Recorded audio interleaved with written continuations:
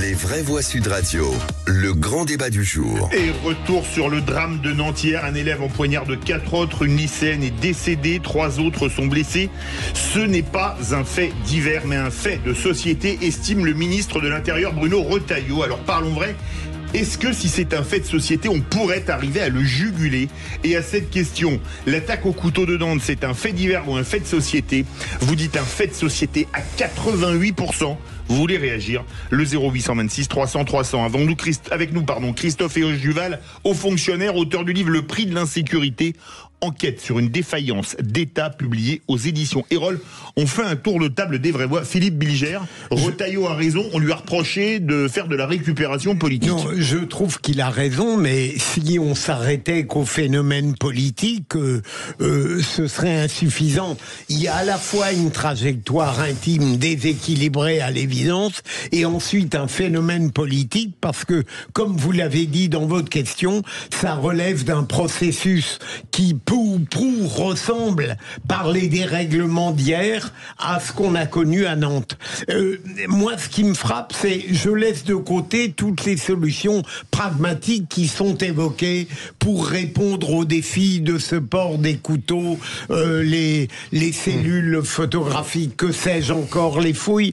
Ce qui me frappe, c'est de voir que ce jeune homme de 16 ans, des parents irréprochables, dans un milieu totalement équilibré apparemment, a perçu comme, pour aller vite, déséquilibré, comme Félix l'a très bien dit tout à l'heure, eh bien, l'impasse était celle-ci, où on accepte de prévoir le pire à partir de signes superficiels, et dans ce cas-là, on est un peu totalitaire dans sa vision, ou bien on ne fait rien, et à un moment donné, on peut être taxé d'indifférence. Il y a des parents, des éducateurs, des professeurs, et c'est cette impasse qui est terrifiante.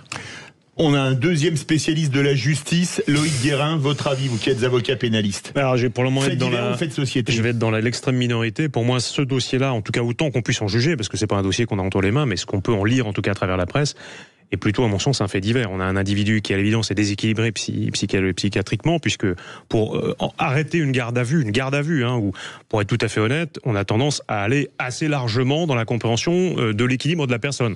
Pour en avoir défendu quelques-uns, je vous assure, ils n'auraient jamais dû être en garde à vue, mais on a passé ça à l'as pour garder la personne en garde à vue et l'interroger pour faire plaisir à tout le monde. Donc, on est plutôt dans une tendance à alléger artificiellement les difficultés psychiques ou physiques d'un individu pour permettre sa garde à vue que l'inverse.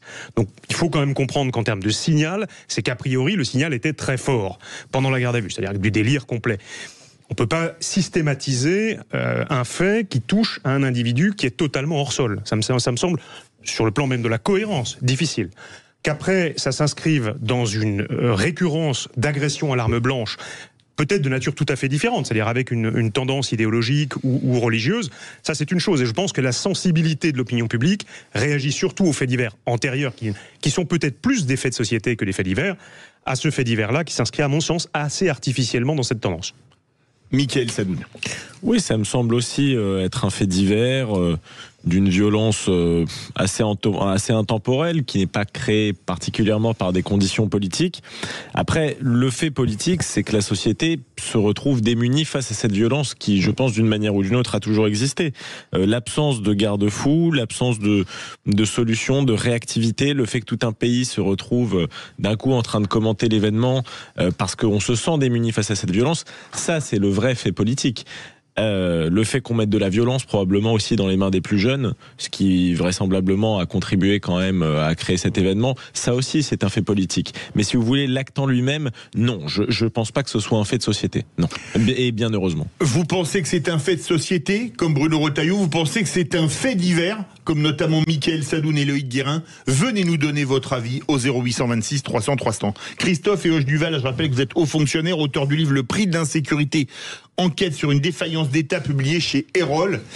Qu'est-ce que vous en pensez? Vous êtes d'accord avec Retailleau ou plutôt d'accord avec Loïc Guérin et Mickaël Sadoun? Tout d'abord et à titre liminaire, je présente tous mes respects à la famille de Lorraine, qui est la victime. Nous sommes en train de l'oublier, nous sommes en train de victimiser celui qui est l'auteur de l'abolition de sa vie, de sa peine de mort. Je le rappelle à nos chers auditeurs. Non, mais... Merci d'avoir rappelé son prénom pour la désanonymiser. Ça, c'est également une invisibilisation des victimes qui est absolument odieuse. On donne le prénom du garçon, présumé bien sûr, et on ne donne pas le prénom de la personne victime.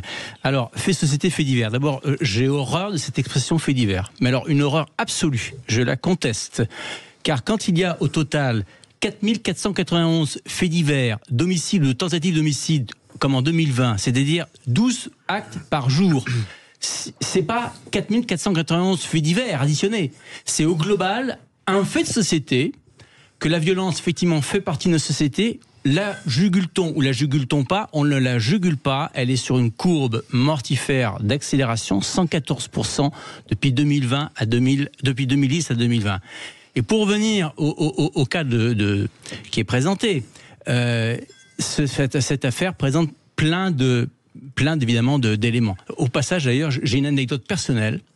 Mes enfants étaient dans un lycée catholique, l'enseignement privé de Paris, où il y a eu un jeune homme de la classe de mes enfants qui a pété les plombs, car tout homicide, de façon forcément, fait péter les plombs à quelqu'un.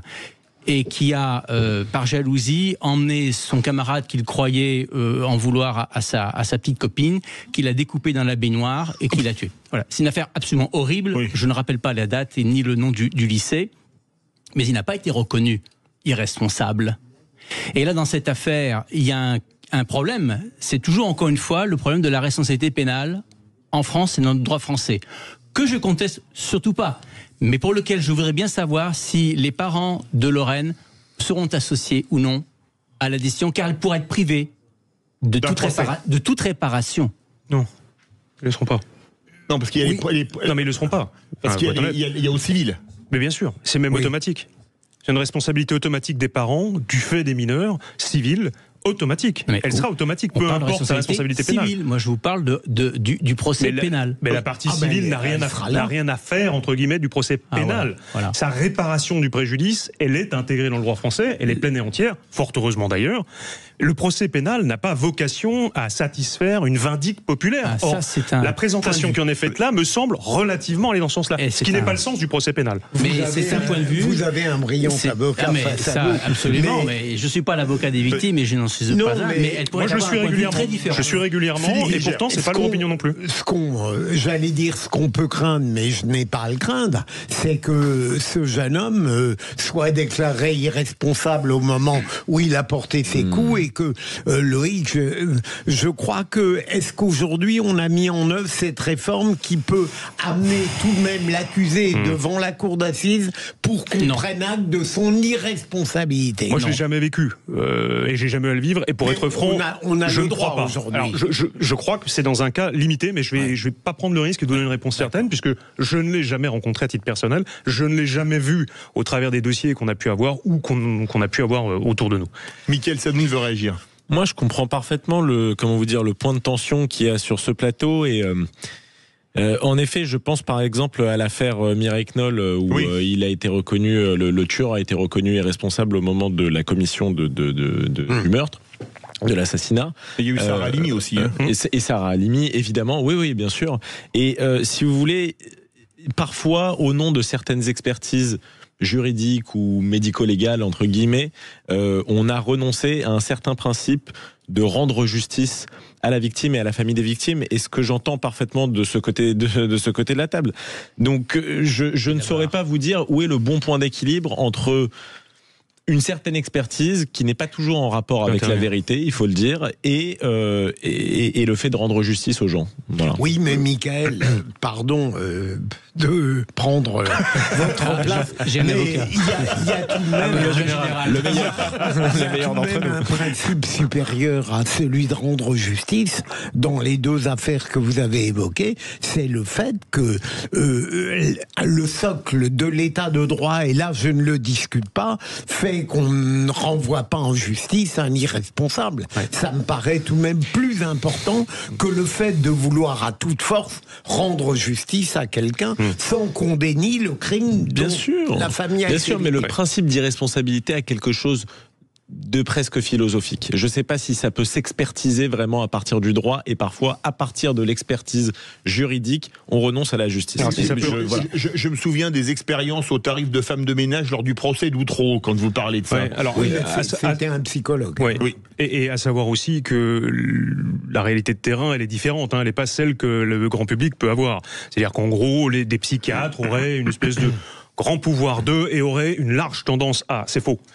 On a vu un certain nombre d'individus, et j'en ai défendu quelques-uns d'ailleurs, qui sincèrement n'auraient pas dû être reconnus comme responsables sur le plan psychiatrique, qui étaient absolument hors sol, comprenaient absolument pas, d'ailleurs la seule différence entre le bien et le mal. On a plutôt tendance à renvoyer les gens qui n'auraient pas dû être renvoyés que l'inverse. Ça, c'est une réalité statistique. Non, Christophe Duval, et après on part au 0826 300 très rapidement. De toute façon, tout acte d'homicide qui consiste bien sûr à abolir l'axiome tu ne tueras point fait forcément l'objet quelque part d'un dérèglement de la personne. Elle n'est pas moralement, elle n'est pas moralement normale, on va dire. Et donc ça pose une question. Mais pour venir au fait de société.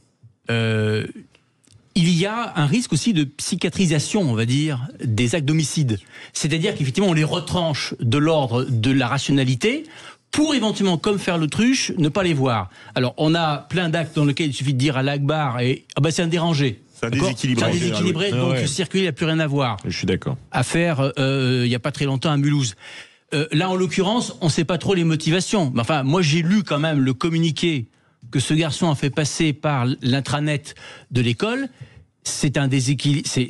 Il y a aussi des terrorismes ou des germes de terrorisme islamiste. Il peut y avoir aussi des imbécilités écocides et autres qui arment la main d'enfant. Il n'y a pas toujours la glu qu'on met sur sa main pour la poser sur un tableau de Van Gogh. Un jour, la main peut avoir un couteau. On part au 0826 300 300, notre vraie voix du jour, Cédric d'Orthez. Bonsoir Cédric. Est-ce que pour vous c'est un fait de société ou un fait divers ? Alors, c'est pas un fait de société, ce sont des faits de société. Ce fait-là, il ne faut pas l'isoler des autres. Premièrement, il faut voir de façon contextuelle et effectivement sociétale. Mais ce fait, le mot fait, c'est une coquille vide, c'est un meurtre. Ce sont des meurtres, voilà. Donc cet homme, ce jeune homme, c'est un meurtrier, qu'il a un problème spirituel. Excusez-moi, peut-être un assassin si c'était prémédité, s'il avait décidé. Mais le mot assassin vient du mot hashish. Donc vous savez d'où vient le hashish, ça vient pas de chez nous. Maintenant, ne nous faites pas l'étymologie. Oui, on vous écoute Cédric sans étymologie pour faire plaisir à Philippe Bilger.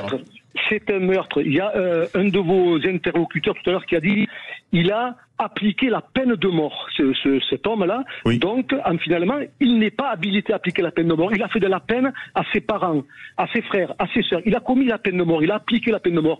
À cet homme-là qui a commis la peine de mort, il faut lui appliquer la peine de mort. Là est la solution, là est la guérison de notre société. Alors, je vous arrête parce que même à l'époque où il y avait la peine de mort en France, on n'exécutait pas les mineurs. Et comme il était mineur... Non mais à quel âge on est mineur ? L'âge de raison, normalement, c'est comme l'âge nubile, c'est à peu près à l'âge de 16 ans. À l'âge de 16 ans. Et à ce moment-là, lui, il a eu tout ça en main. Donc maintenant, c'est pour ça que je vous dis, il faut pas regarder lui qui aurait 16 ans, 17 ans, non, il faut aller au-delà. Parce que si déjà ceux qui sont en peine, ceux qui ont l'âge de recevoir la peine de mort parce qu'ils l'ont commis, déjà il faut rétablir la peine de mort en France, premièrement. Parce que tout le monde va mourir. C'est mon point de vue, mais c'est la vérité, c'est pas la réalité, parce que vous allez mourir, moi je vais mourir, tous les auditeurs vont mourir, ils vont causer de la peine. Donc, la peine de mort existe et existera toujours. Qu'elle soit donnée par un État ou par des meurtriers, la peine de mort est toujours là, et même si elle est non naturelle. Alors, Cédric, on va faire réagir les vraies voix, parce qu'il nous reste un peu plus de 2 minutes. On a l'impression que les gens sont à fleur de peau et qu'ils veulent des sanctions plus dur qu'il n'y a aujourd'hui. Philippe Bilger. Absolument. Moi, je n'ai pas de mépris pour ceux qui protestent contre l'abolition de la peine de mort. J'aurais pu répondre... 50% des Français qui sont pour. Oui, j'aurais pu répondre à beaucoup des arguments de ceux qui voudraient rétablir la peine de mort. Moi, je ne l'aurais jamais requise. Mais pour des raisons purement techniques, c'est que la peine de mort étant une sanction absolue, exige une justice absolue, ce qui n'est pas le cas. Et par conséquent, mais pour le reste, et puis vous l'avez rappelé, la peine de mort, je veux dire, actuellement, je crois, sous votre contrôle, juridiquement, on pourrait même plus la mettre. Alors il faudrait un référendum. Est-ce que même pas un référendum aurait le droit de Ce sont des dépasser conventions internationales, donc le plan européen? Sauf à sortir des conventions internationales. Ouais. Oui, enfin on peut aussi remettre la dictature, interdire la démocratie, mettre un homme au pouvoir, tout est toujours possible dans l'absolu. Non, mais pour la peine de mort, je trouve qu'il y a plus débat quand même. Moi, je m'y oppose, mais je trouve ça dommage qu'on ait mis des verrous juridiques beaucoup trop puissants pour y revenir dessus, même de manière démocratique. C'est un vrai débat moral qui n'est pas seulement un débat de technique juridique. Moi, j'invite tous les auditeurs à aller lire les livres des avocats qui ont accompagné leurs clients sur l'échafaud, et je pense que ça va les dissuader de vouloir la peine de mort. Mais parce qu'il y a la peine de mort théorique sur les plateaux, pardon. Mais c'est évidemment un sujet qui va me passionner. Vous savez, quand vous il n'y a pas de rémission à la peine de mort. Oui, mais si on est dans le pathos, on peut aussi dire que les victimes, il y en a certaines qui vont demander la justice. Il y a toujours un point de vue individuel. Quand vous parlez à des gens qui étaient dans le Bataclan, je peux vous dire qu'ils vont parfois être pour. Alors paradoxalement, pour avoir défendu un certain nombre de victimes, familles de victimes, c'est pas du tout ce qu'on entend auprès des familles. On le dit toujours en tiers. Non mais c'est important parce que c'est un élément qui est pas. C'est partagé. J'ai rarement défendu des gens qui étaient des familles de victimes qui avaient été tuées, assassinées, les entendant dire je veux la peine de mort de la partie adverse. Je sais, en plus je crois qu'on en a déjà parlé. Mais entendu beaucoup de familles de victimes se plaindre beaucoup des sanctions qu'elles considéraient comme modérées. C'est autre chose, mais pas jusqu'à la peine de mort. J'ai jamais entendu. Merci beaucoup Christophe et Hoche Duval, hauts fonctionnaires, auteurs du livre pour ce débat enflammé, le prix de l'insécurité, enquête sur une défaillance d'État, publié aux éditions Erol. Pour un peu de légèreté, est-ce que vous voulez faire le qui c'est qui l'a dit avec nous? Oui. Le quiz de l'actualité. Ça nous donnera une chance en général. Je vais tenter ma chance, mais j'ai des spécialistes devant avec côté de moi qui sont... Vous avez des experts, ils vont passer chaque fois. Vous nous surestimez là. Cédric, vous restez avec nous, on se retrouve tout de suite avec les vraies voix.